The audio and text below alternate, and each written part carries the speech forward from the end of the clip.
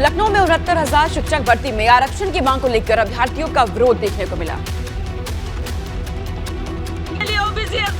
जहां सैकड़ों की संख्या में भर्ती शिक्षा मंत्री संदीप सिंह के आवास का घेराव करने पहुंच गए, जिसमें कई महिला अभ्यर्थी भी शामिल थे। 2 लोग मर गए हैं कल फांसी लगा के।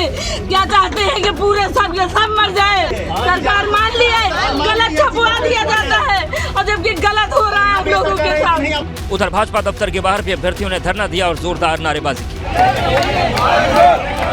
उधर विपक्ष ने इस मामले को सियासी मुद्दा बना लिया है। सपा अध्यक्ष अखिलेश यादव ने ट्विटर पर लिखा, जहां अपने हक के लिए प्रदर्शन करने का भी हक न हो, उस लोकतंत्र को पुनर्जीवित करने के लिए सबको आगे आना होगा। अब दलित पिछड़े युवा आरक्षण को लेकर भाजपा की सोच और साजिश दोनों को समझ गए हैं। भाजपा याद रखे कि युवा में युग बदलने की शक्ति होती है। उधर विपक्ष के सवाल उठाने पर बेसिक शिक्षा मंत्री संदीप सिंह का बयान भी सामने आया, जिसमें उन्होंने कहा कि सरकार सभी का हित चाहती है। न्यायालय का जिस तरह से निर्देश आया है, हम सब लोग हित चाहते हैं कि हर एक व्यक्ति का हित हो, किसी के भी अहित में सरकार कोई निर्णय नहीं लेना चाहती है। जिस तरह से माननीय न्यायालय का जो निर्णय आया है उसके अनुसार हम सब लोग कार्य करेंगे। हालांकि इसके पहले सोमवार को हाईकोर्ट की लखनऊ पीठ ने आरक्षित वर्ग के अतिरिक्त 6800 अभ्यर्थियों का चयन रद्द कर दिया था। कोर्ट का कहना था कि आरक्षण कोटे का सही से पालन नहीं हुआ, जिसके बाद अभ्यर्थियों को गुस्सा फूट पड़ा।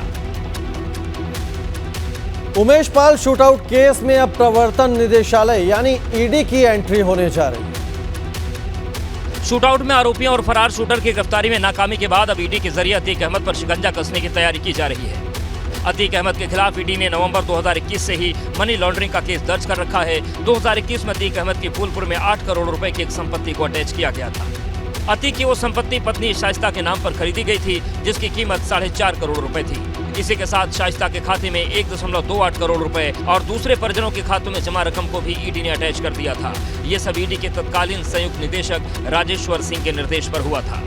मैं जब इलाहाबाद पोस्टेड था तब अतीक अहमद विधायक थे। मैंने इनको गिरफ्तार किया था। एक बूढ़ी लेडी थी, उनकी ज़मीन उन्होंने कब्जा कर ली। उसके बाद इनके ऊपर गैंगस्टर लगाया गया। उसके बाद इनको रासुका में बंद किया गया। लंबे समय तक ये जेल में थे। प्रवर्तन निदेशालय की तरफ से इसके लिए तेज तर्रार अफसरों की एक स्पेशल टीम गठित की जा रही है। सूत्रों के मुताबिक ज्वाइंट डायरेक्टर जितेंद्र सिंह पिछले 2 दिनों से प्रयागराज में ही कैंप कर रहे हैं। उनकी मॉनिटरिंग में ही ईडी की टीम माफिया और उसके परिवार के खिलाफ बड़ी कार्रवाई करने की तैयारी में लगी हुई है। साथ साथ ईडी की टीम गुजरात से प्रयागराज लाकर अतीक अहमद से पूछताछ करने की तैयारी में भी है। हालांकि उसमें तमाम कानूनी पेचीदगियां हैं।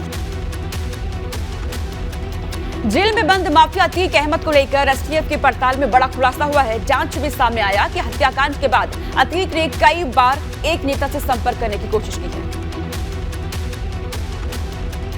एसटीएफ की पड़ताल में सामने आया है कि माफिया अतीक अहमद ने कई बार फेस टाइम एप्लीकेशन के जरिए नेता से संपर्क करने की कोशिश की। पड़ताल में पता चला है कि अतीक ने फेस टाइम ऐप से करीब 50 कॉल नेता को किए।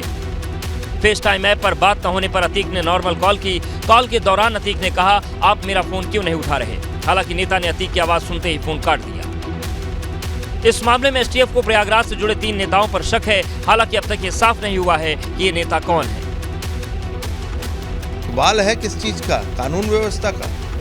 और ये कार्रवाई ठोस कार्रवाई है, सकारात्मक है, संवैधानिक है, जिसके कारण ये डर बैठ गया है और कानून अपने तरीके से काम कर रहा है। इस बीच अग्रिम जमानत की याचिका दाखिल कर चुकी माफिया अतीक की पत्नी शाइस्ता परवीन का इंतजार बढ़ रहा है। शाइस्ता परवीन की जमानत याचिका को एमपी एमएलए कोर्ट में ट्रांसफर कर दिया गया है। अब शाइस्ता परवीन की याचिका पर सुनवाई 17 मार्च को होगी।